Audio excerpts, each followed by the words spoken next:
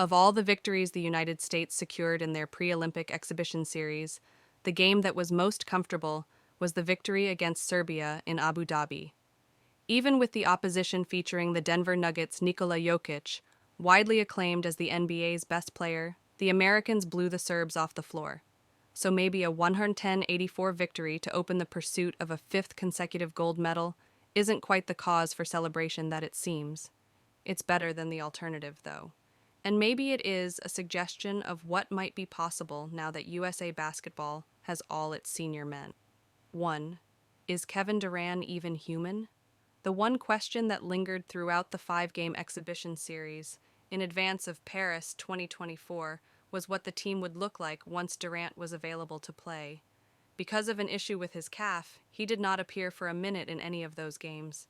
The Americans managed to win all 5 games anyway, but not without some difficulty. 3 of the 5 were close. 2 of them required late heroics from LeBron James. One necessitated James grabbing the ball and storming through the South Sudan defense to produce a 1-point victory. We kind of saw that in reverse once Durant entered the game with 2:33 left in the first quarter against Serbia. He rescued them in the first half from a largely dismal performance.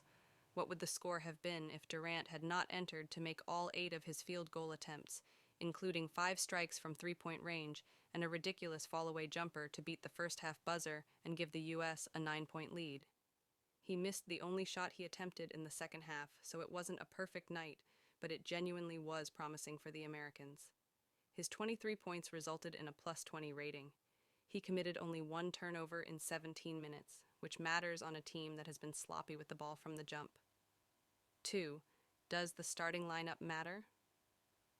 We've now seen Coach Steve Kerr start essentially the same group in 6 national team games, with LeBron James, Steph Curry, Drew Holiday, Joel Embiid, and a different player rotating through the wing position that seems destined to be filled by Kevin Durant. Their combined advantage over the first 5 minutes of each of 6 games? 2 points. It's not working, and it's pretty obvious why it's not working.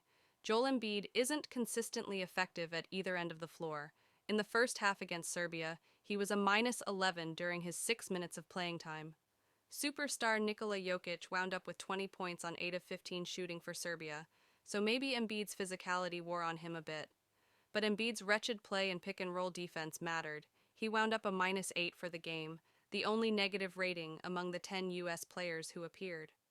And it's not like holding back the team's superior center, at least in regards to international play, is assured of keeping Anthony Davis out of foul trouble. He wound up having to sit much of the first half after picking up his second foul. If protecting Davis to provide a second-unit spark is a consideration, the United States might be better opening with Bam Adebayo at center alongside James, and possibly Durant. Kerr and his staff have now waited 6 games for Embiid to remind everyone what a player he's been in the NBA. How long can they afford this? 3. What do we make of Jason Tatum's disappearance? Although he was a hero of the gold medal drive in 2021, and though he was the star of the 2024 NBA champion Boston Celtics, and though he started some games in the pre-Olympic exhibition series, Tatum found himself on the bench as Durant returned to the rotation. He joined exhibition exile Tyrese Halliburton in riding the bench for the entire Olympics opener. And there is some justification for this. Tatum functions better when he's one of the featured players, when he must score if his team is going to be successful, and therefore a concerted effort is made to assure that's likely to happen.